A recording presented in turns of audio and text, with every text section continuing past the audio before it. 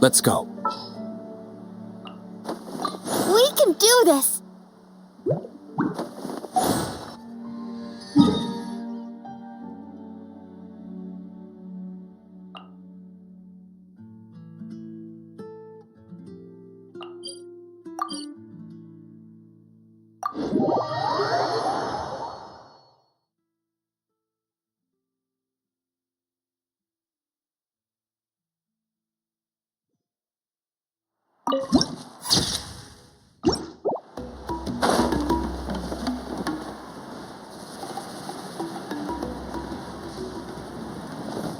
Take me up!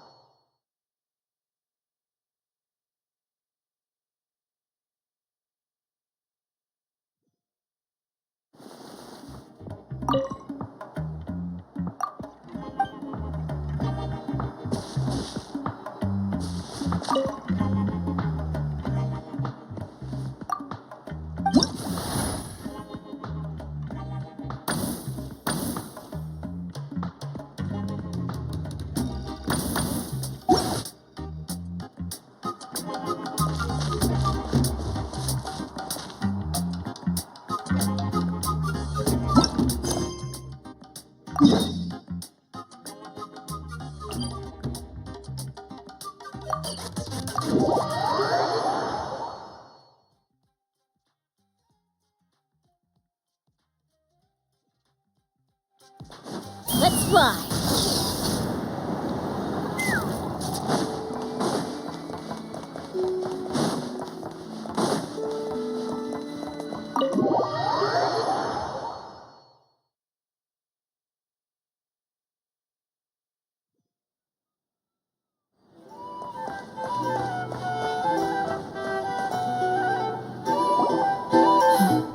This is a thorough plan, but I do have one last question before we take action.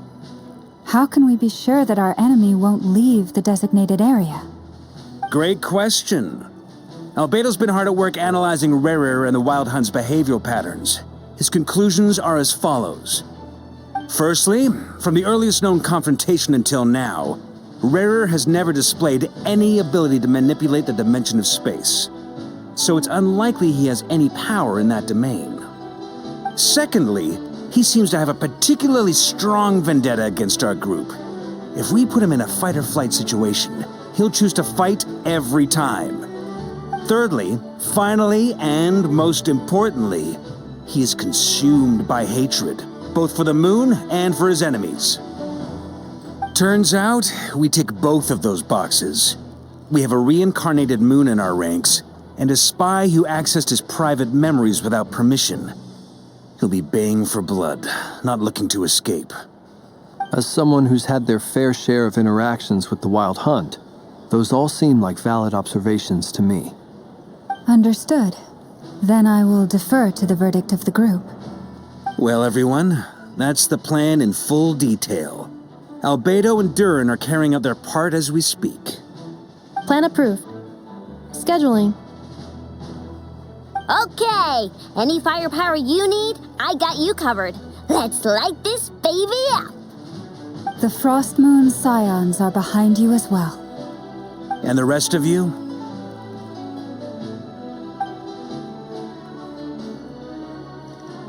No objections? All right, then it's settled. This is the plan we're going with. Next up, an old tradition of mine. Anyone who wants to back out, now's your chance.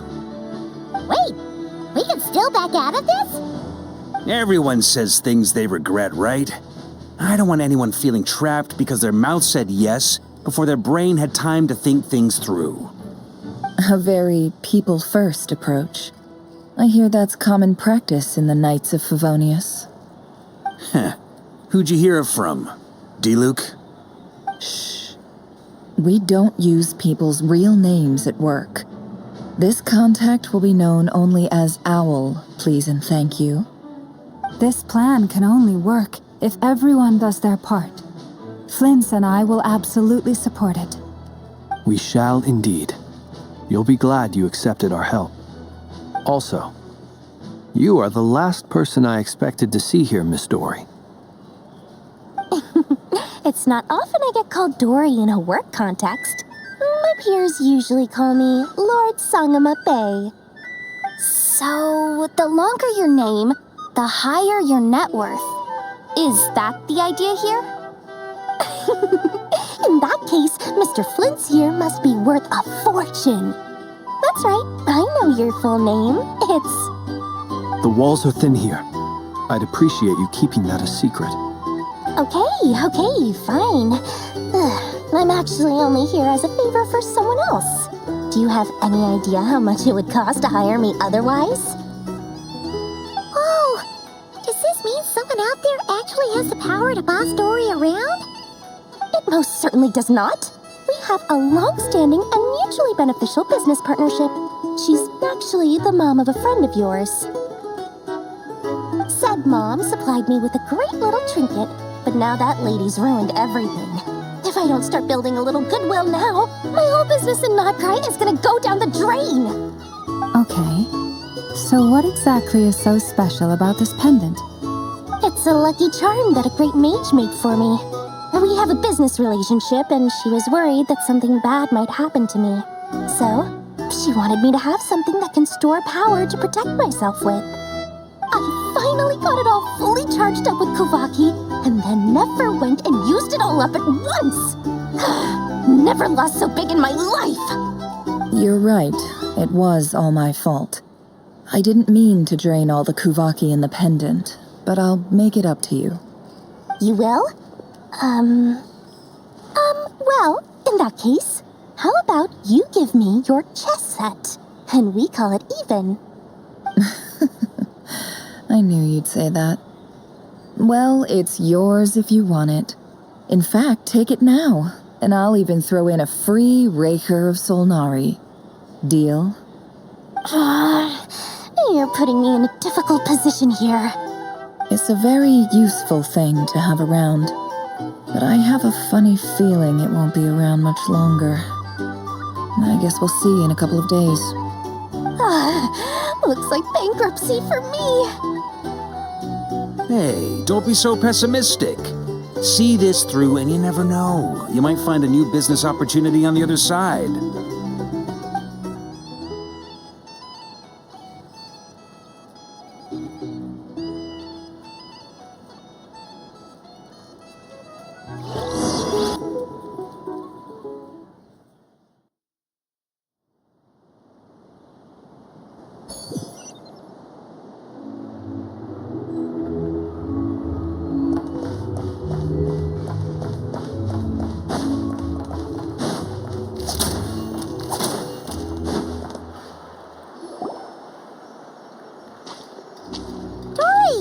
How are things going?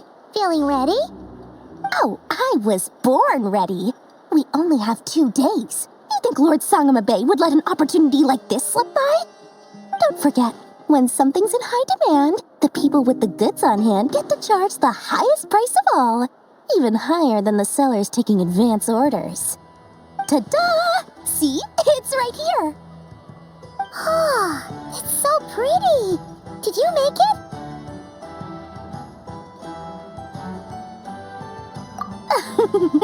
No, I have a supplier. We go way back, so he made me a very attractive offer. Aha!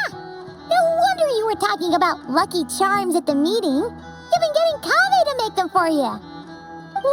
That's not the full story. It actually started a while back as a project between me and the Dendro Archon. Mage Alice once warned me that this world won't stay safe forever. There may come a day when everyone faces a great crisis. I passed this on to the Dendro Archon, and she secretly brought together a research team made up of Sumeru's top scholars to invent a technology that could keep people safe. I won't go into the details because it's all very complicated, but if you want to know more, you can ask the Dendro Archon about it sometime. Anyway, point being, it was the Dendro Archon who asked Kave to build this little contraption. As one of the top Kashara War talents, he was the obvious choice. Took him long enough. He stressed over it for ages. Must have gone through at least a dozen designs before producing a final product. But that's Kave for you. Marak delivered it to me a couple of days ago, along with a letter from Kave. Could I ask why I'm sending this technology to you? And what's your proposed use case? Has it been approved by the relevant authorities? So nosy. My fault for sending him the research permit to begin with. Surely Nahida must have told him you were involved in this project. He was probably just nervous because you're always so secretive about your business. Could be. Anyway, I just replied, let's hope there never has to be a use case, because it would involve grave danger. Fair enough. But it sounds like he was just being cautious. He probably felt responsible as the one who made it. Or maybe he was asking as a favor for his housemate. He's done that before. Not sure why, though. His housemate doesn't seem to really care that much about this kind of stuff. Either way, all's well that ends well. I'm just glad to finally have my hands on the product. I wouldn't want to be without it, given the potential dangers that lie ahead. Huh? What does that look mean? Paimon's just super surprised. This must be the first time we've ever seen you actually get serious about something. Well, a long time ago, I made a promise to myself. I promised that I was gonna live every day of my life with a big beaming smile. Obviously, Mora plays a big part in that. But There are always going to be times in life when you have to give something back. That could mean paying back a debt, returning a favor, or showing some kindness. Alice has been a huge help to me over the years. She was the first investor I ever had. And I want my investors to know that Lord Sangama Bay is the best in the business. And more than that, no one knows what the future will bring. Whatever happens, I want to make sure the Dendro Archon and all of Sumeru is prepared to face whatever comes.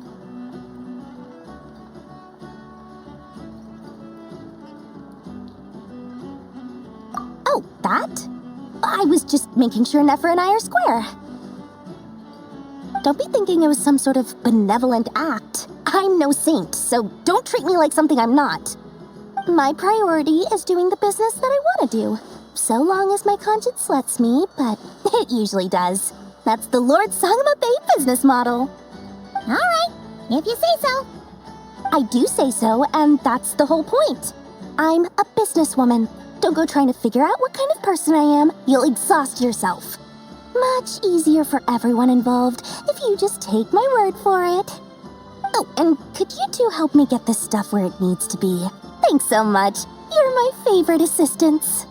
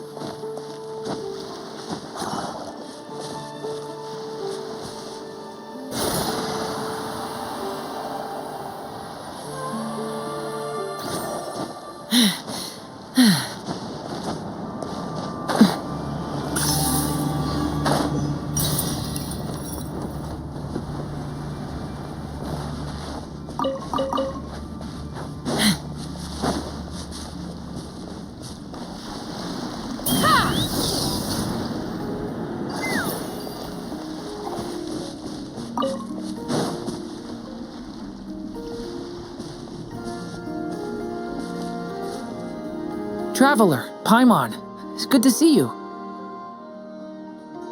Everything going smoothly over here? Sort of.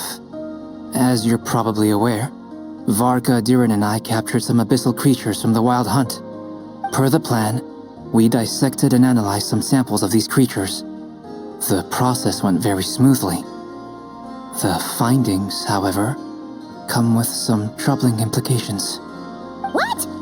You can actually dissect the Wild Hunt? That depends on your definition of Wild Hunt and dissection. Harmless, lifeless. These words are accurate descriptions. The Wild Hunt is an interesting phenomenon. In and of itself, it doesn't seem to possess anything akin to a human personality. But taken as a collective, the medium through which the Wild Hunt is summoned does appear to have a soul.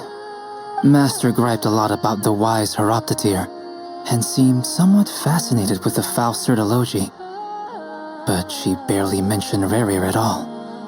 I don't think that was because of his lower social standing, though. Anyway, it's a pity. I should like to hear her thoughts on the nature of the life form he has become today. It's a strange mix. The furious energy of an abyssal being channeled through a fractured physical existence. A consequence of being torn apart by an unknown power. Perhaps the only explanation for his survival in this state is that he sacrificed a degree of individuality in exchange for a continued existence. Oh, sorry. Once I get talking about interesting research, I have a tendency to go on indefinitely. Back to our research findings. Essentially, they confirm my hypothesis. Rerir's corpse is completely contaminated by the Abyss, and the effects are irreversible. You could think of this as Rerir in mutated form. But in my view, even that would be inaccurate. In reality, his whole being has been consumed by the Abyss. In other words, he is now nothing more than a manifestation of abyssal power. Unfortunately, at present, we have no means of completely eradicating abyssal power. Hence, we cannot fundamentally destroy the Rayhir of Solnari either. Oh, that's terrible news! So, that's it? We can't defeat him? Not even if we get the power of the Three Moons? Miss Columbina's situation is a difficult one. She can never achieve wholeness when the world does not accept her presence. It's as if her creator banished her to a place she can never be accepted. It means she spends most of her energy just on her own survival. Given the circumstances, it's only natural to despair. But we must see this plan through to the end. Time to kick off the backup plan. Oh, Paimon almost forgot! This is for you. Dory asked us to bring it. Ah, how wonderful. Well, thank you for making the trip. Durin and I will be heading off shortly. I'm sorry I won't be there to protect you in person this time. Please be careful. All right then. Stay safe.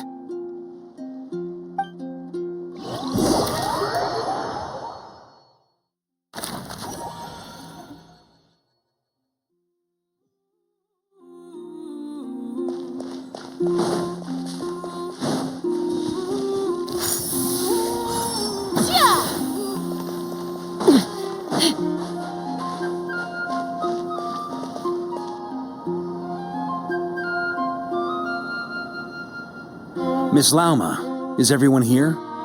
Yes. The fate of my flock is in your hands, Grandmaster Varka. Please keep them safe. My lady, what are you saying? Within the next 24 hours, we will face the biggest crisis the world has ever seen. This is not a burden that we deserve to bear, but I believe that we reap what we sow in this life. So I intend to act. I must do what I think is right. For me, that means fighting for the future of Nod-Krai. This gentleman is the Grand Master of the Knights of Favonius, Varka, Knight of Boreas. In my absence, please follow his lead. Hey, everyone. Guess I should introduce myself. Well, to start with, I know my way around a battlefield. Biggest strengths are honesty and hard-workingness. Anyway, point is, I don't intend to let Lauma down. I'm gonna do everything in my power to keep every last one of you safe and sound.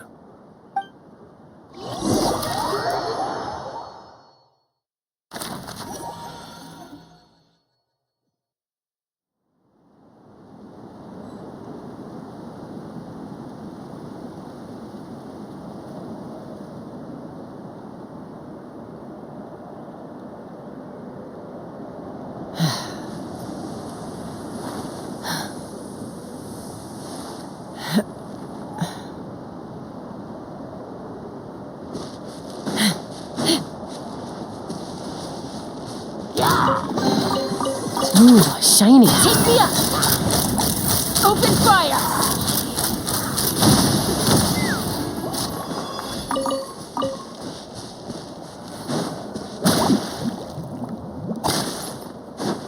I'll protect us. Let's fly!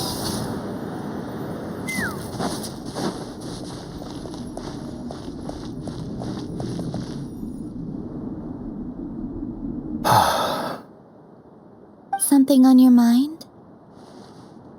Miss Columbina, was it? I believe that's how the others addressed you. That's right. Names are funny things. Have you always been called Dainsleif? Yes. I take it your own name has a more complicated history. I have a different relationship with names than other people. To be honest, I'm not even sure that Columbina is my name. At least, not in the same way that Dainsleif is yours. But it's what everyone calls me, and I go along with it. A lot of my life has been that way. I get so used to things that I forget to question why they are so. I never used to think much about where names come from, or what they mean to people. Maybe something's wrong with me. You're different from other people. I sensed it the first time we met. You're more perceptive than most. I'm sure your long life and rich range of experience explains that. Do you ever find yourself missing Conria, Mr. Dainsleif? Difficult to answer. I have dreamed of the past many, many times. Sometimes I'm fighting tooth and nail. Other times I'm lying on the ground, defeated. I don't recall any happy moments from that time. It has been too long. Is that because hatred survives longer than love and affection? That would not be for me to say. I make no excuses for the grudges I bear. But whatever the reason, I remember little that was beautiful or sentimental. Thank you for your help with the Rerir situation. Without your efforts, I never could have learned the hidden truth of his story. You're welcome. I know he's your friend. Friend? He betrayed me. And I never really understood what he was going through in life. Some friendship, that is. Okay. So, do you plan to fight him with us? You see, you're torn. Now you know what really happened. You see the things he's done in a new light. I need some time. Of course. I completely understand. Anyone else in your position would feel conflicted too. Actually, I went through something similar myself recently. Something happened that changed my perspective on a situation. A situation I took for granted at the time, but now I feel very grateful for it. You mean the Harbingers who still support you, even though you've left the Fatui? Yes. I always thought they were only helping me because Harbingers are forced to work together. But then I abandoned them. A warrant was even put out for my arrest. And even now, they still support me. Which means I was wrong about them all along. Clearly, they view you as a friend. I feel a little guilty now. I regret not seeing her help for what it was, and not treasuring it. I see the guilt that you're feeling now, because I feel it too. Hopefully, talking about it will do us both some good. Have you noticed that the Traveler and Paimon are over there? I think they've been listening. Huh. Shall we say hello? Sure. Hello. Ah! They caught us!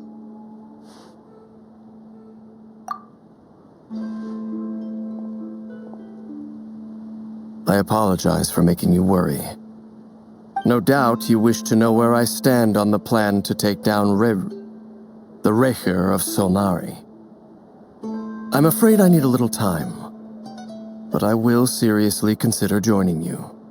You will? Oh, thank you so much! Everyone will be so grateful to hear that! They needn't be. This was something that I was going to have to face up to eventually. That doesn't matter to them. They're grateful to you regardless. You can't control their gratitude, so just accept it. And then, have a think about whether you're willing to join us.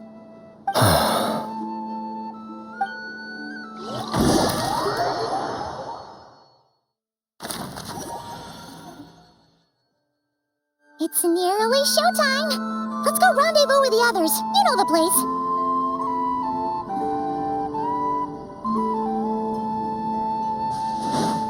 Take me up!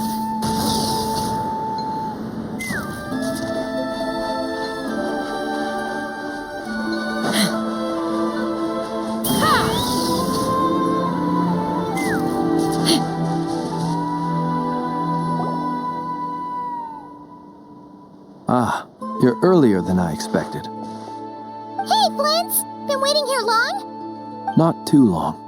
I came a little early so I'd have some time to think. Are you nervous about the battle? Quite the opposite. I'm reminiscing on my past battles. When I was awakened by the Ratniki, I had not touched a weapon in many years. I felt like the battlefield was not where I belonged. But after waging war against the Wild Hunt for so long, I came to realize something. A life of absolute peace is simply not a possibility for me. My restless flame indicates that somewhere inside of me, there is a deep yearning to root out the evil in this world. Oh, that doesn't sound like such a bad thing. Well, in the past, when I was a Fae whose primary concern was hibernation, it was hardly ideal. But it certainly serves me well here in the present. And I am delighted to be able to join forces with you in this endeavor. Looks like I'm not the first to arrive. Ah, Miss Lauma. Did you sleep okay last night? I struggled to settle down at first, because of the nerves. But don't worry. I got enough sleep in the end. I'll be just fine. Please, I'm just doing my part. Never! Over here! Aino asked me to relay a message. She said Anefa will be on high alert and keep a close watch over all secondary districts where defense is required, providing support as necessary. Meanwhile, Aino herself will provide range support to us directly, using her latest invention. Excellent. My thanks to all involved. The chest set's looking a little unstable. It won't hold him much longer. We should be prepared to engage at a moment's notice. No sense sitting around waiting. Let's make the first move while we still have the option. I agree. Paimon, find a safe hiding place. Got it! Be careful, Traveler! I will.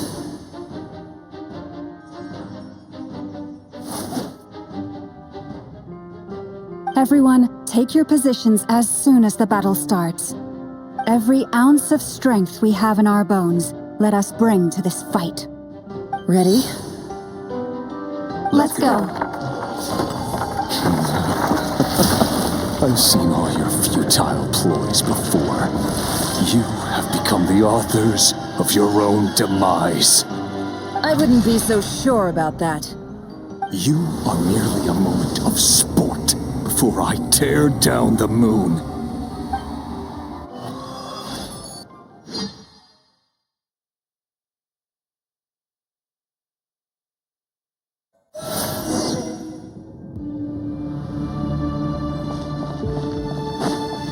Stay on. Moonlight betrays you. You too. Me. Let me help you guys.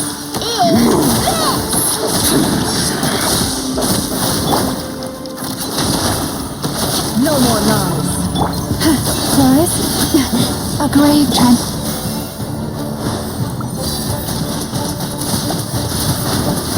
Hunt them down. The It moon all adds is up. all futile. Shameless. You poor lost lamb. Stay your hand.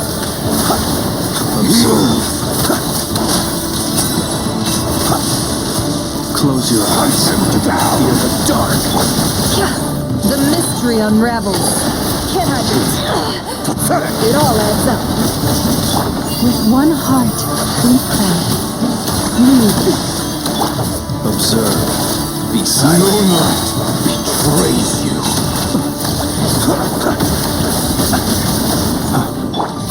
Can I do Futile. Hunt them down. Move. No more lies. You poor lost lamb. Close your eyes. Pathetic.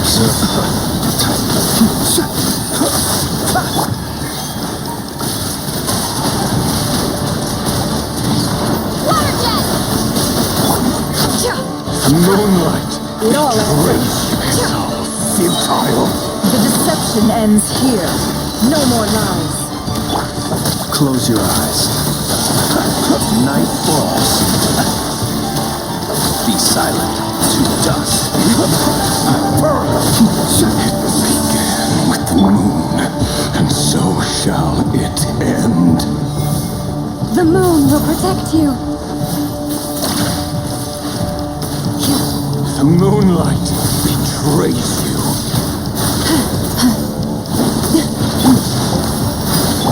It all adds up.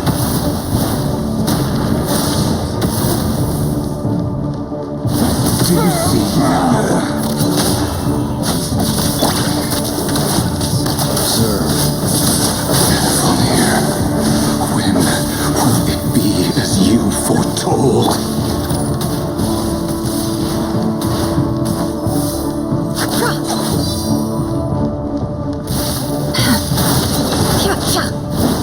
Can't hide the truth.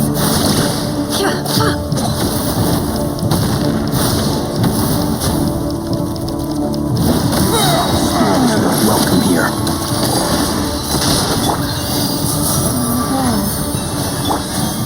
Bombs away! Beware the creatures of the night. Be silent. Observe.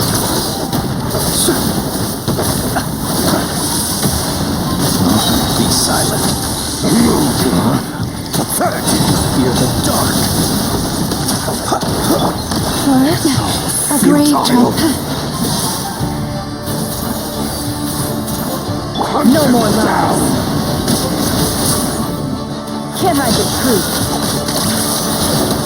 The moonlight. Pathetic. Seek within. Absurd. Close your. Are you quite finished? Do you fear the dark? Be silent.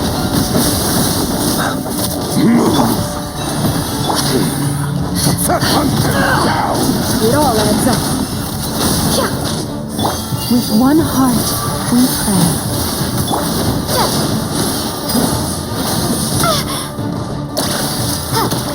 The moonlight. No more lies. Hunt him down. Steady now. Close your eyes. Futile. Hunt him down. To dust.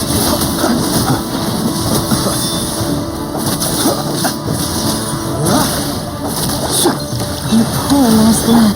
Can't hide the truth. No more lies. The deception ends here. Close your eyes. Observe. Leave this. By the frost moon of old. Your little game of heroics is over. Who wants to go first?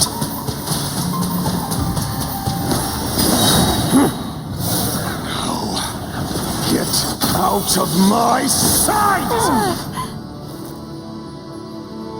No! Death is We've within been my separated. grasp! You okay? Never! Where are the others? Stuck outside the barrier. I guess he really doesn't like us. I told you before, knowing too much is always a death sentence. Reborn! Be careful what you wish for.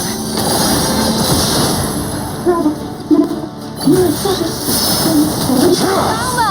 Can you hear me? Silence. Voices are gone. But at least I know they're still there. We need to focus. Stick to the plan. Remember my most important task. Just stall him. If I can stall him for long enough, the moment will come.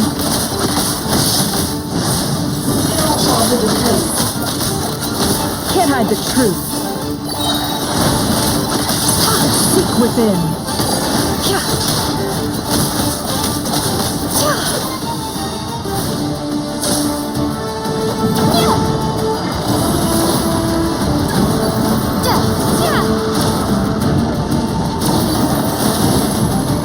I've got this.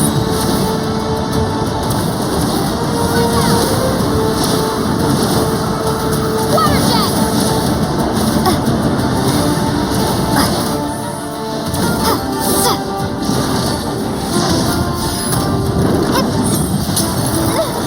The shield's broken. I can't keep this up. Don't push your luck. How much power will it take? nor to run, nor to hide. It all adds up. Destroyed and reborn. No more lies.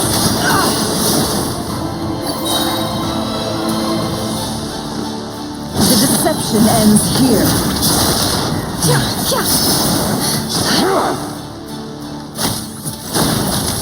Can't hide the...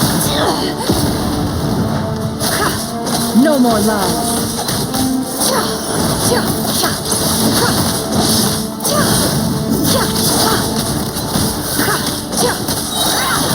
Seek within.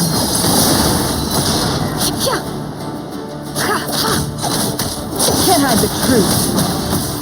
Destroyed and reborn.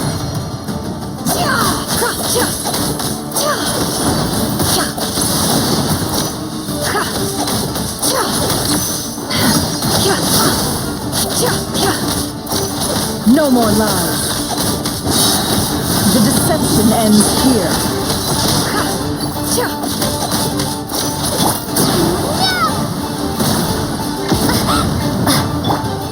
Can't hide the truth. No more lies. Seek within. Run or to hide. It all adds up.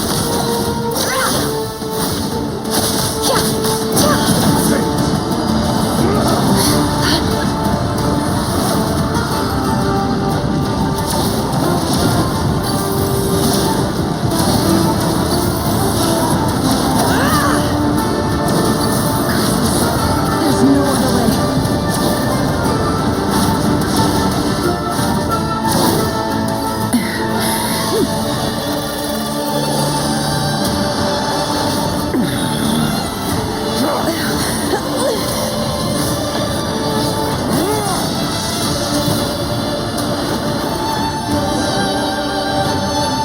The only way to defeat Rarer is to borrow his own power.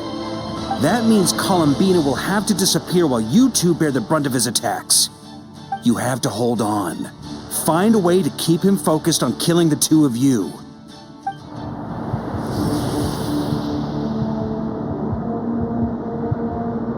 Never! Your eyes are bleeding. Soon you will be powerless to resist. And then, I will reduce you to dust. But that dust will plague your memories. Come on, keep holding on. Any other tricks up your sleeve? Let's see them. As entertaining as they are, you've backed yourself into a corner. You don't fool me. I see your fear clear as day. I have to stoke his rage, make him unleash everything. You fear what you could never defeat. You fear the thought of never being able to save your beloved. You cannot win the fight against fate, Rarir. Is that what you think? Well, now it's your turn to feel afraid!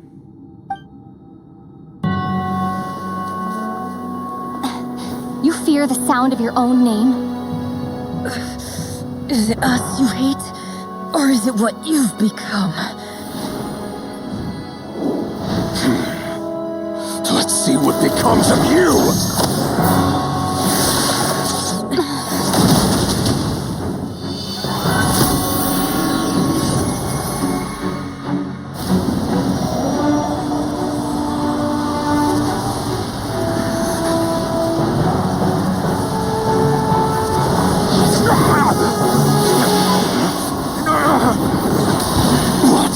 Happening? That power. I've seen it before.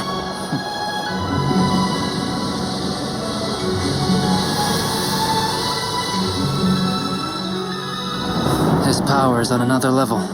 We'll need to use an alchemical array to convert his power into a usable form.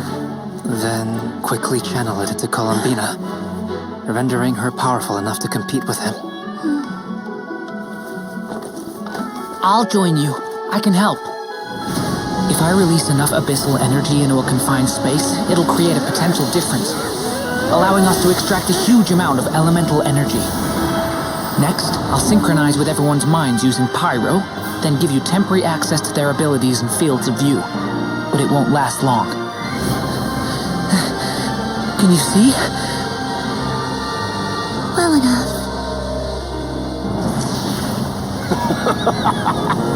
So, we have a student of Gold Rhine-Daughter in our midst. How about that?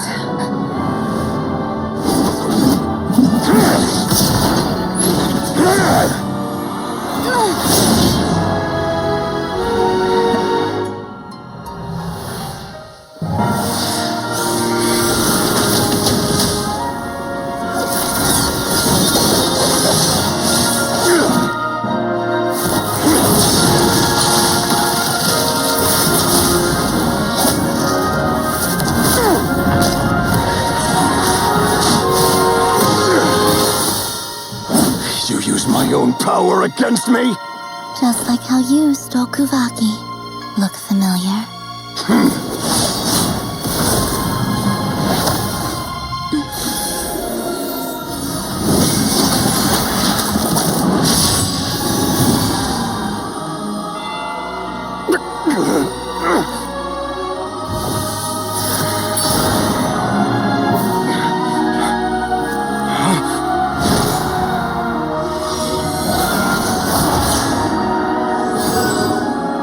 Don't you realize?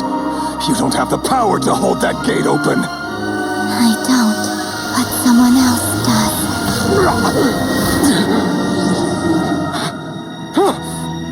Goodbye, Rerir.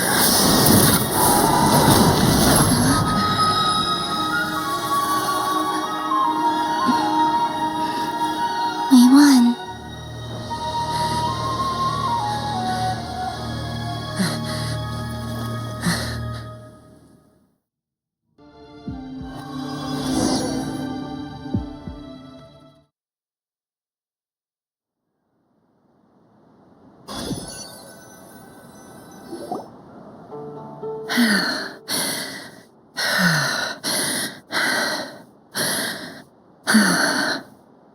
Nefer, how are your eyes?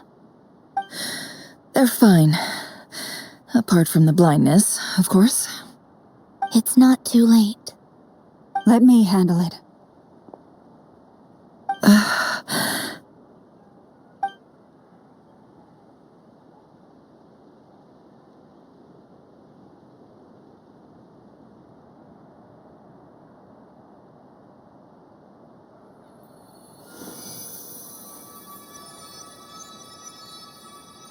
Miss Nefer, it's not like you to lose your composure.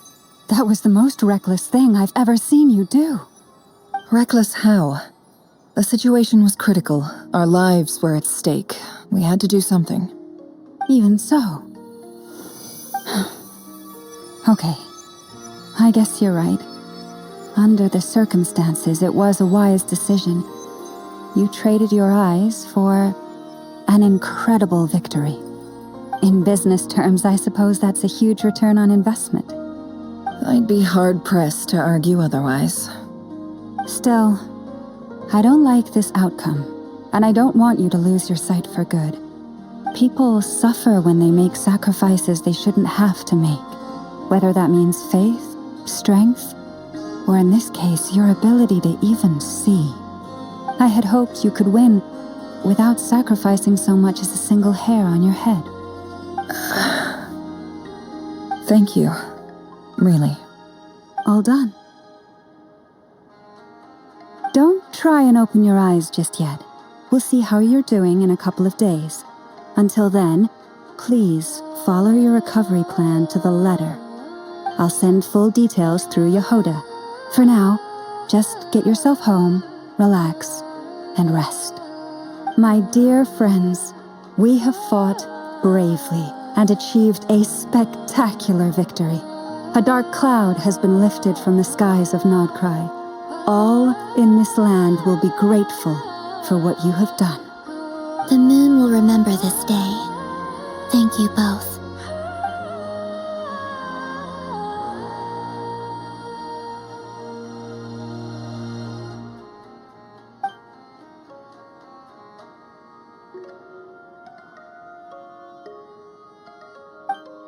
There's something I want to let you know.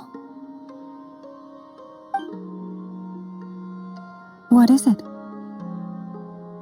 When Durin connected everyone's minds so I could access their powers, I also felt everything they felt. And since Nefer's eyes were injured, my eyes are hurting now too. Huh. Hold on. Let me try. I only feel the pain. There's no actual damage. I just thought I should tell you. You're right. There's no damage. That's a relief. But I must say, I'm surprised to hear the Kutar share something like this with me. In the past, you never used to open up about yourself. Things are a little different now from how they were. I'm learning to share how I truly feel with my friends. Friends? You have no idea how glad I am to hear that.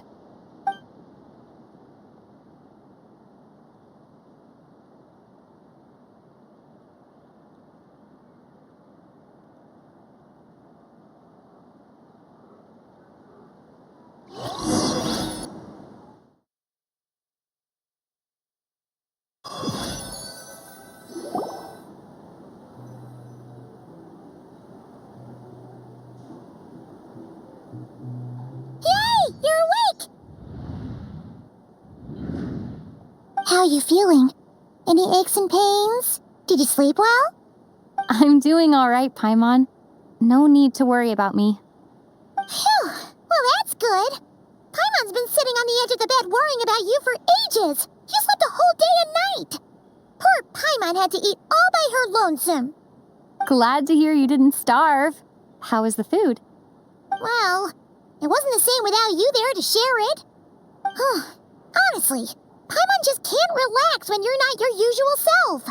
She couldn't enjoy the food and settle down to sleep. Well, I'm back to normal now. Oh yeah, and Albedo swung by earlier. He said to tell you to head to the tavern when you woke up. Varker and the others are organizing a victory feast and they want to celebrate with you. He also dropped off some medical supplies, but you seem fit as a fiddle, so guess you won't be needing those. If you're feeling up to it, let's head over now. Wouldn't want to keep them waiting.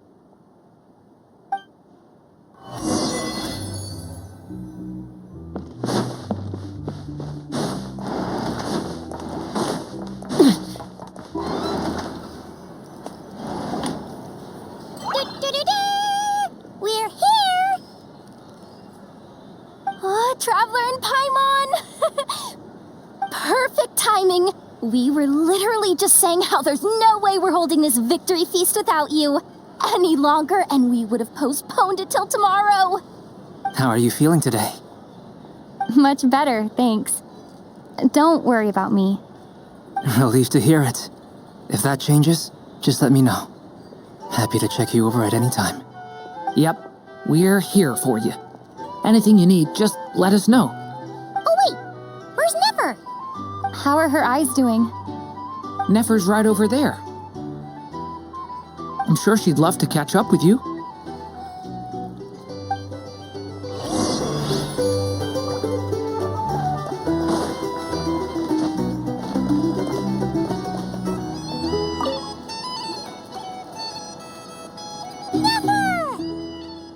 Traveler, Paimon, are you recovering well? Turns out that moon chanter has some real talent after all. My eyes were mostly recovered after just a couple days rest. I can actually open them again now. Yeah, but you gotta be careful. Lauma says not to strain your eyes while they're still healing. Yes, thank you. I'm well aware. Yehoda, could I borrow you for a moment? I could do with an extra pair of hands. Oh, sure. Coming. Did you hear that? I gotta go help Lauma for a second. You guys chat among yourselves. I'll grab us some drinks on the way back. Paimon, you still like 'em sweet? You bet. Make it extra sweet, because Paimon's earned it. Sure thing.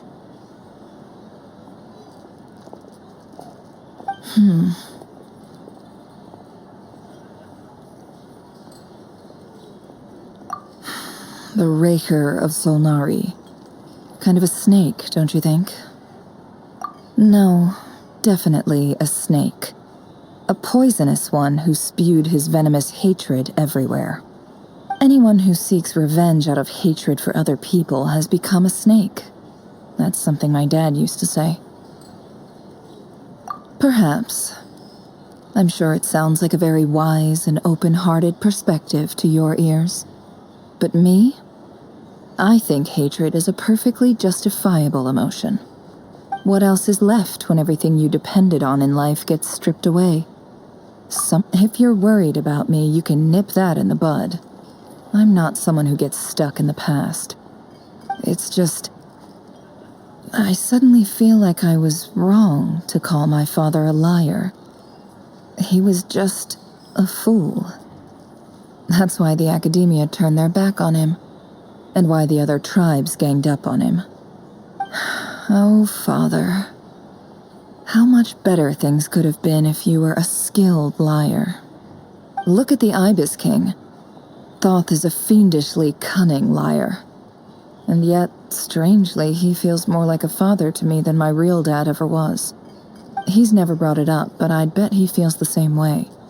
Why else would he give me the power to perceive the truth, while at the same time training me in the art of deception? Well, King Deshret banished him to Aru, which is essentially a prison, and posed 3 questions to him. He promised that he'd have his freedom if he could find the answers. His response was to take on a physical form and approach me, hoping that I could become his envoy and search for one of the answers on his behalf. Did he really think I'd fall for that? He's stuck there. He can't make me return what he gave to me. So that's enough for you to decide he's nice, is it? He's a prisoner, and he was scared. So he decided to perform some good deeds to win people's approval. He lives in fear because he's a deceiver. How is Rerir any different? You can't work as a spy your whole life and expect a happy ending. It's preposterous. Yet I can't say I don't understand it. Liars live in the darkness of their own making, but it's still human nature to want to go on living. They say that a liar's soul is the most worthless thing in the world. What do you think? Good. If you understand that, it means you're smart, and you see things objectively. If you ask me, the soul of a liar really is worth nothing, because all they care about is themselves. For example, when something good falls into my lap, I don't go sharing the news around. Stops other people trying to steal it from me.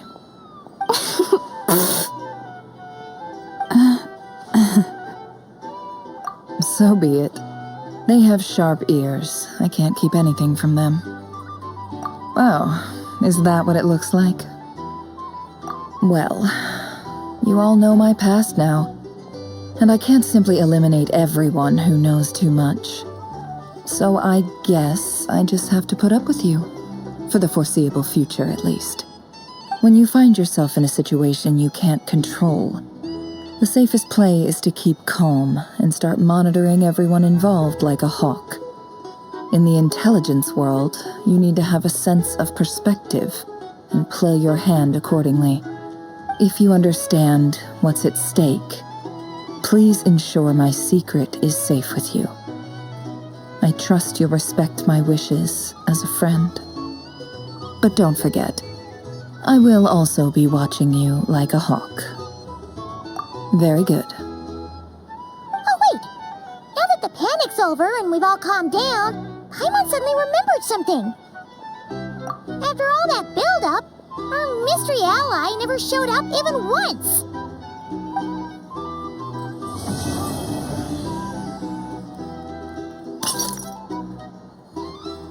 Huh? Am I imagining things?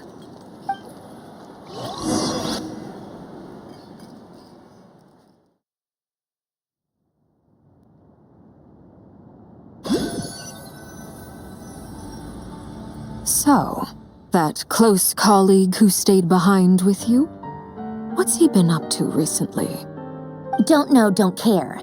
I get more normal human interaction from hanging out with Bosco too than him. Although, now you mention it, he hasn't bothered me in a while. I wonder if... If he's disappeared without a trace, it's the biggest gift he ever gave to the world. But I somehow doubt that's what's going on. He won't lie low forever.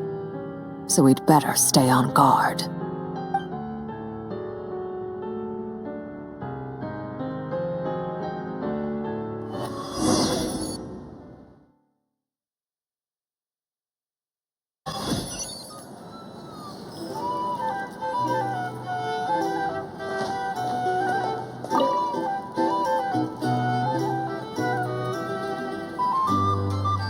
Ah, Lord Sangama Bay.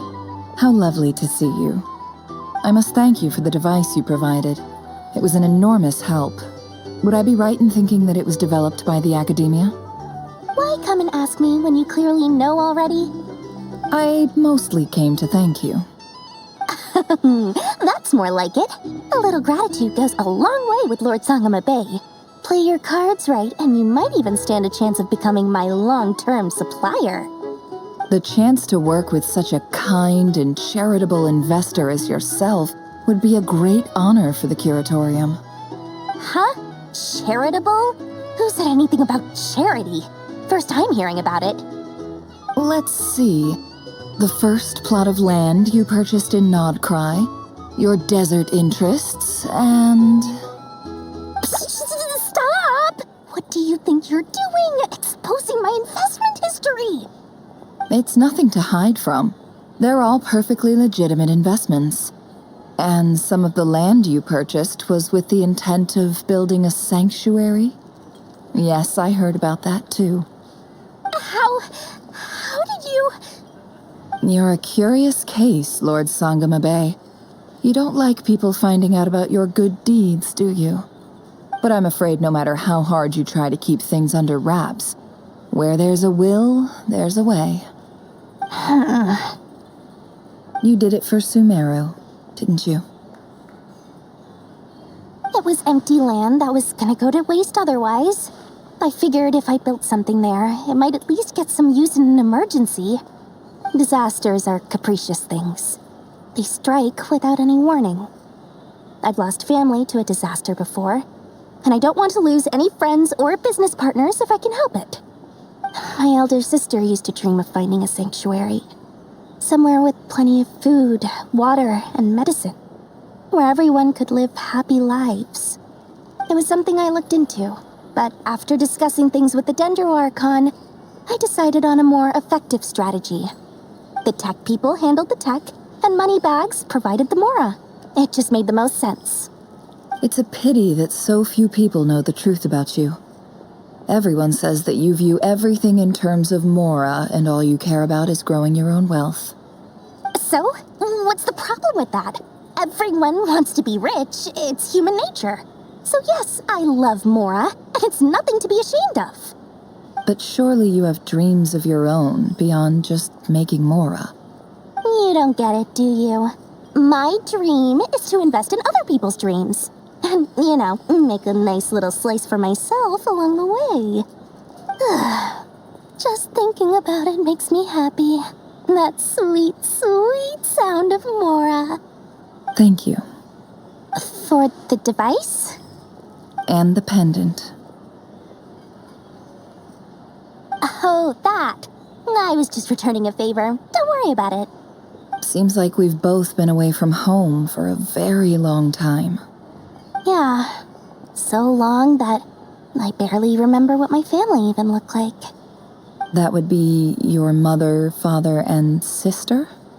Yeah, though it's been years since my sister passed away.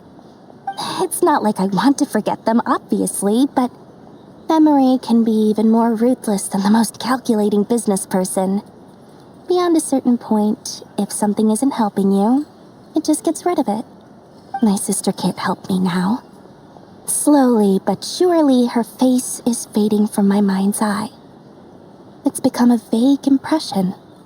Not everything will fade. When loved ones pass away, The beautiful memories are the ones that last the longest. Yeah, that's true. If you ask me, that's the one silver lining in all of it. Well, that, plus, I'm sure that life is much better now than it was back then. Oh, absolutely. I have tons of Mora, a big beautiful house, business is booming, and I'm as happy as can be. You've got a lot going for you too. Boss of the Curatorium of Secrets? I'm sure there's plenty of Mora to be made in that line of work. I appreciate the vote of confidence.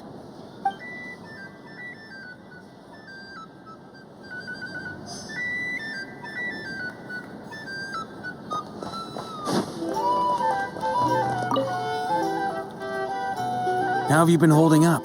Any adverse reactions? If you start to take a turn for the worse, make sure you tell me right away. You don't need to worry about me, Grandmaster. I'm fine. I mean, I barely did anything, so... What? You're too humble, young man. You played an indispensable role in the battle for Nod-Krai. We can't thank you enough for your support. Sometimes, when people praise you, it's because you deserve it.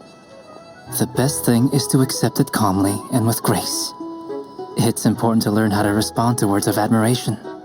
Let's do a quick demonstration. Albedo, that was an incredible feat of alchemy.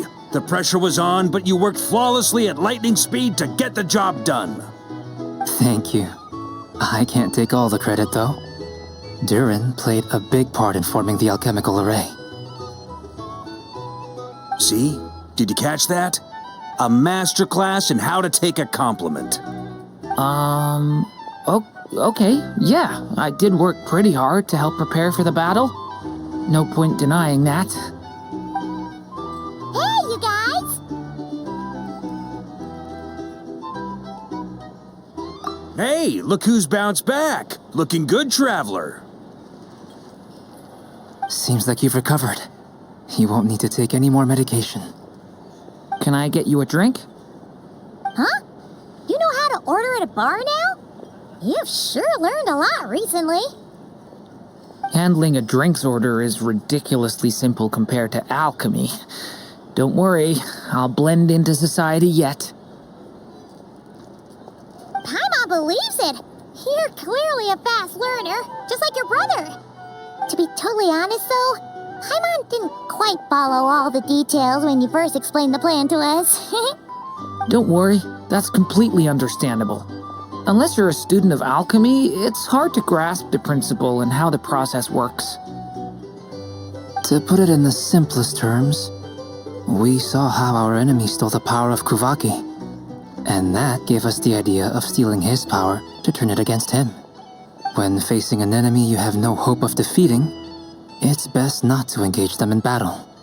So, instead of looking for a way to overpower him, we decided to help Columbina get strong enough to at least stand up to him in a fight.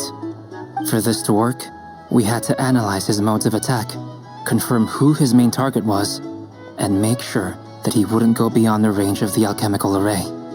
For added security, we prepared a total of 4 arrays. But to mitigate the impact of the battle, we identified one location in particular as the ideal spot, which is where the confrontation took place. The alchemical array absorbed his abyssal power. Then Durin processed it to render it usable by Columbina. That power enabled her to do what would otherwise have been nigh on impossible. What surprised me was that Dainsleif actually agreed to join us. Given his history with Rerir, he had every right to sit this one out. But we're extremely grateful for the decision he made. It must have been a painful choice to make. But I'm sure that making a decision was far better for him than staying in limbo. Absolutely. He was torn between 2 paths, but in the end, he made his choice and stuck to it resolutely. He doesn't strike me as the sort of person who'd stay trapped in limbo for long. Anyway, however you cut it, everyone gave a stellar performance. And now, it's time to kick back and celebrate.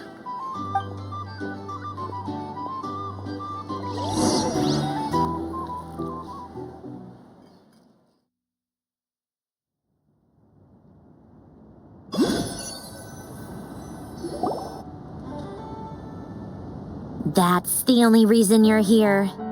Yes. I've thought a lot about it, and I've realized that you, me, and Arlecchino should be friends. I think this is very important, so I felt I had to come and tell you. Well, this is a new one. I'm so moved. I can't even hold my teacup. If that's all, you can leave now. Do you not want to be friends with me? Or is it that you prefer being co-workers? What is this, Columbina? Are you deliberately testing my patience threshold? Right now, my politeness module is active, but if you say another word, I swear I'll shut it down. If your politeness module was active, wouldn't you say the word please at some point? Polonia, please see Lady Columbina to the door. Will you still invite me to your next tea party? What? Yes, I think you will. Bye-bye, dear Sandrone.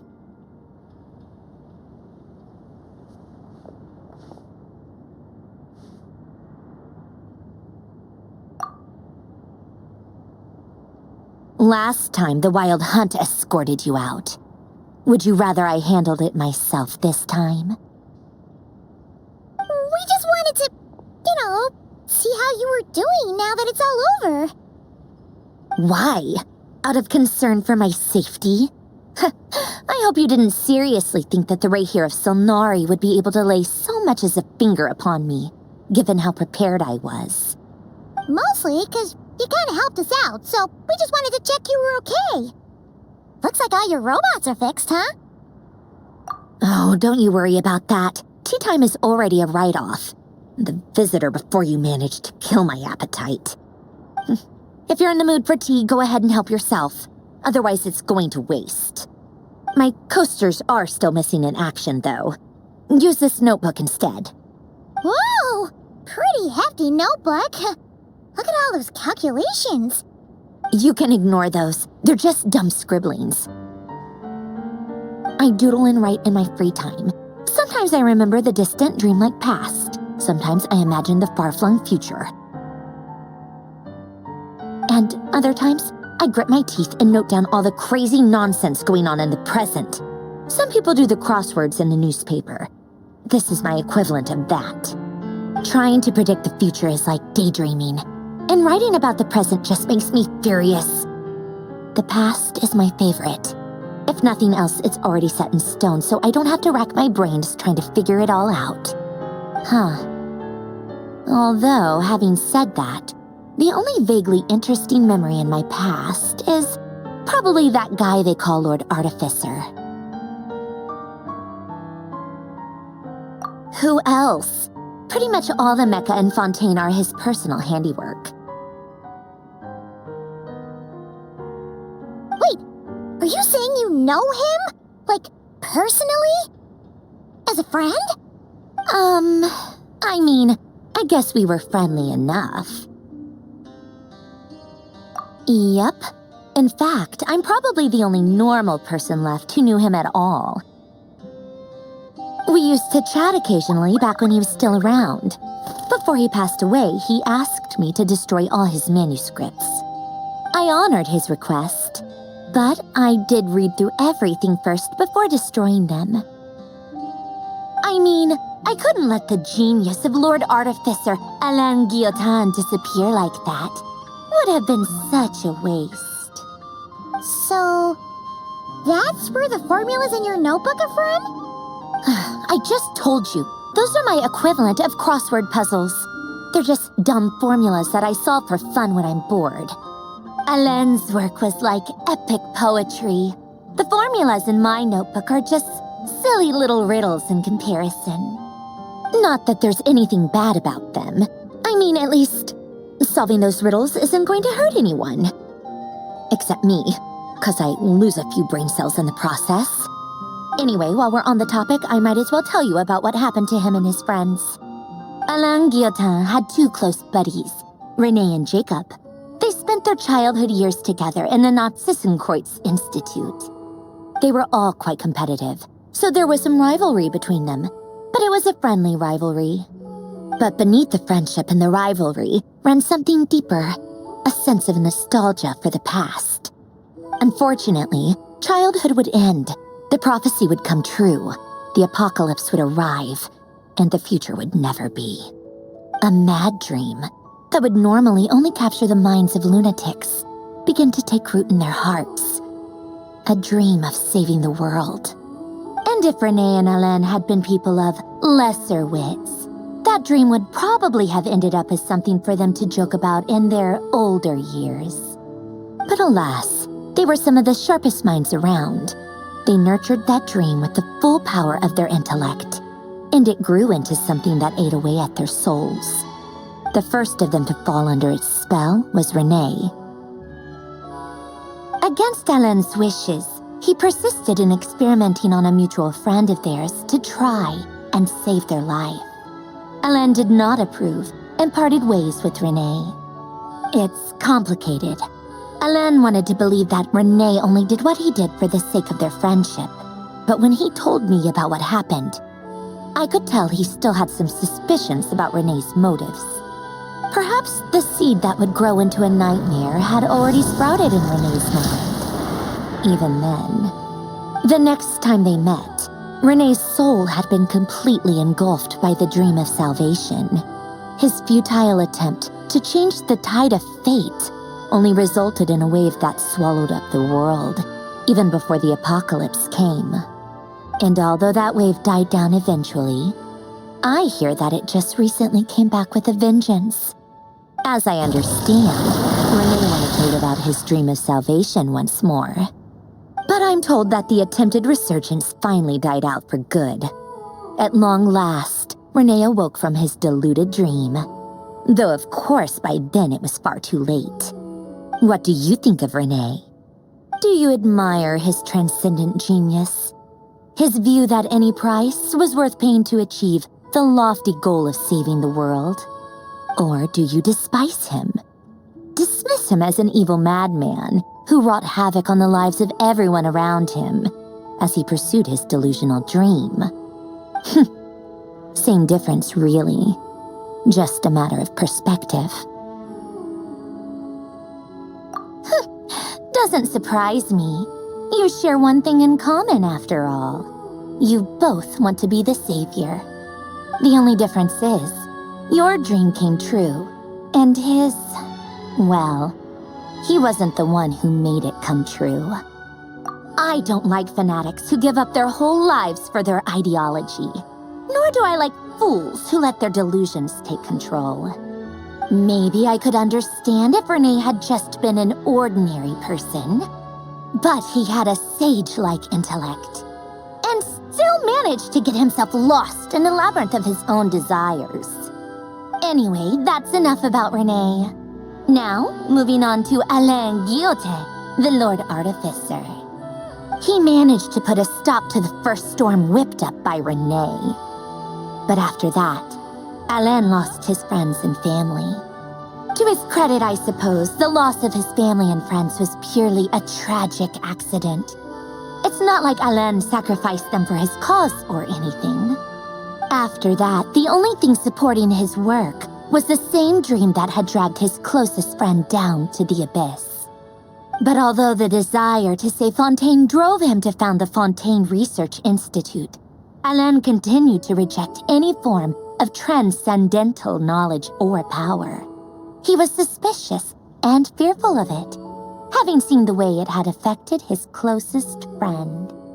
I think that formulas and machines derived solely from human intellect were the only thing that gave him a sense of spiritual comfort. Yet Alain's intellect was simply too great. It barely left him space to breathe in his lifetime.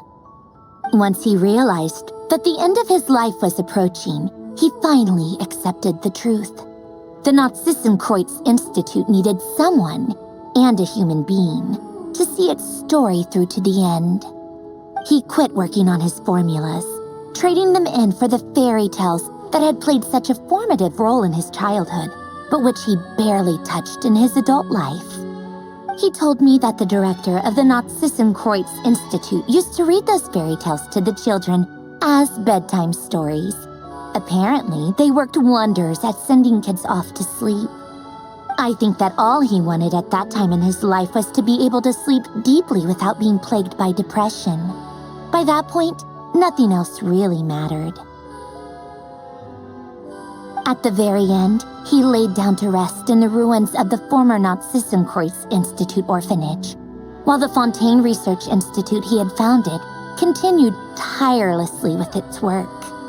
Many years after that, tensions over competing dreams would once again cause a rift, this time between members of the Fontaine Research Institute.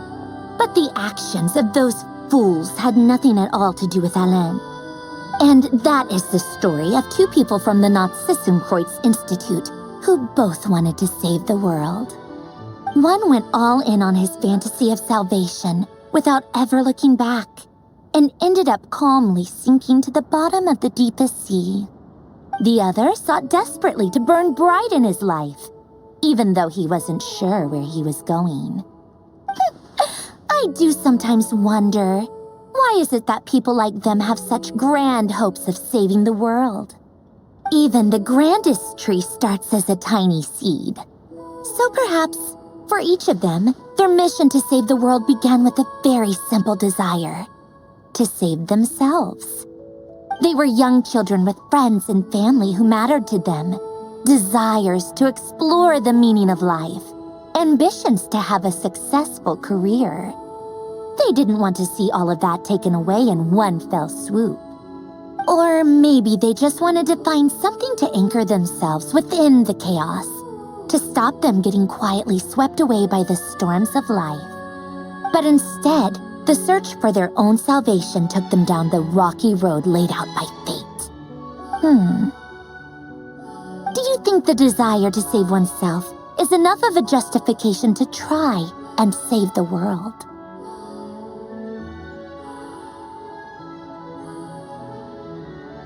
You don't know? I guess that's a fair answer.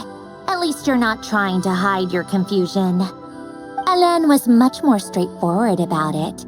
I asked him the same question back when he was in his prime, putting all of his energy into his work.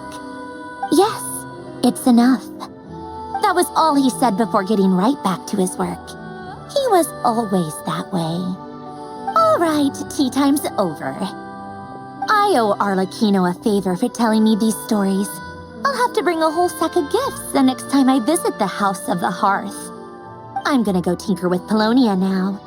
You guys can do whatever you want, as long as it doesn't involve interrupting me.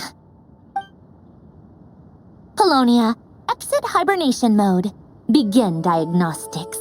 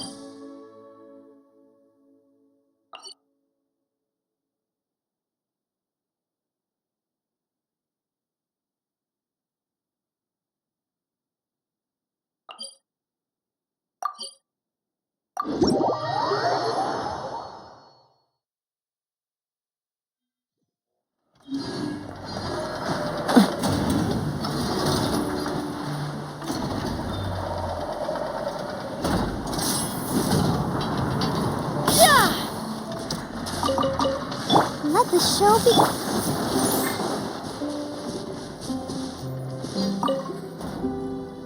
How's the little deer, Ineffa? Its wounds are beginning to heal. Condition? Stable. So, that dog's medicine worked after all. Is it still in pain? Pain is unavoidable. However, it will surely recover soon. Okay, Ineffa. Next up, make us some cakes. Oh, and crown cakes too. I bet it's gonna be starving when it wakes up. You are speaking on your behalf, Aino, not the deer's. But rest assured, I have a recipe for animal food, which I will prepare shortly. You cannot consume food meant for animals, Aino. Hey, I wasn't thinking about stealing a sick deer's lunch, okay? We are. We encountered this deer under a cliff. It appeared to have fallen to the bottom of the cliff and it was badly injured. Therefore, we brought it to a town to visit a doctor. We also acquired medicine for it. Our current plan is to care for the deer until its wounds heal. Afterwards, we will bring it to a nearby forest before returning it to its herd.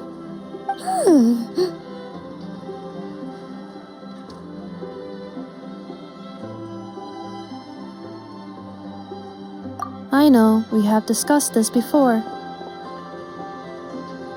I can take care of it. I'll get up early to feed it. Heck, I'll even brush its fur. The previous time you got up early to feed it, you hugged it and fell back asleep. Both you and the deer only finished half of your breakfast portions. Well, that was that's... When you were brushing its fur yesterday, you played ball with it, successfully distributing its fur to every corner of the room. And it clogged my vacuum cleaner when I tried to clean it up.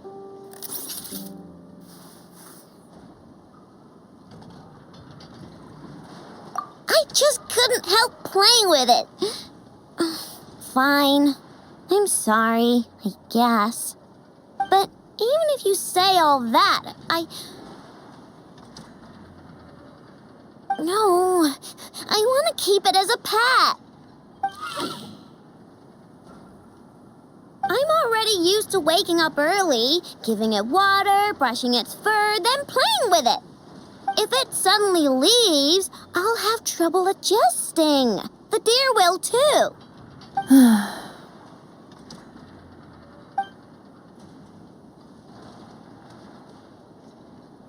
Look, even the deer doesn't want to go. I am incapable of understanding deer speech, I know. Well, just look at it. Haven't you heard actions speak louder than words? It loves me this much. If only the deer could talk. It could do all the persuading then. And then I could tell it to stop helping you eat the vegetables in your breakfast every morning. What? Ineffa, how'd you know? I did not know. It was merely a guess. You have proven it correct. Ugh, you're such a big, sneaky, lying meanie, Ineffa. Tomorrow morning, I will supervise both of you as you take your breakfast.